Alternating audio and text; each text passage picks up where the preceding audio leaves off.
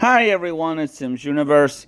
We're gonna go over the Archie comics, which are fantastic if you love the original cartoon series.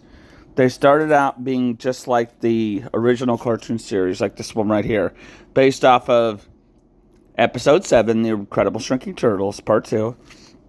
But some Mirage guys started coming in and doing their own stories. And we got a whole bunch of brand new adventures. These are only a select few that I have, but you know they have one where Mondo Gecko started off as a rock star. You had one where the turtles went into intergalactic wrestling, had wrestling costumes. You had one where Krang took over Shredder's body and the turtles had to save him. You had creatures from another dimension. You had all kinds of different stuff. The Archie comics were very innovative and very creative, and I love the Archie comics. You know, they were the first tmnt comics I actually got my hands on.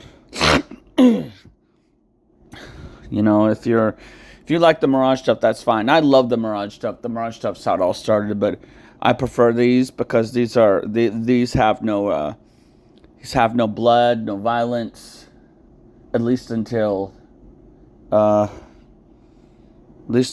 big shift change in issue 54. I'm not going to tell you what it is, but I've read it, and it's actually quite sad. Until then, the comics were very kid-friendly, very interesting. They were something for all ages that everybody could enjoy. I read some as a kid, but I started owning them as an adult, you know. If you're into the Archie comics, that, you know, they're not a bad thing at all. I actually love them, you know. I think they're some of the best turtle comics that have ever been made. You know, best turtle comics based off the cartoon series are either this or the Saturday Morning Adventures. I have some of those too. I'll show those sometime. All right, guys, I thought you liked these. All right, bye.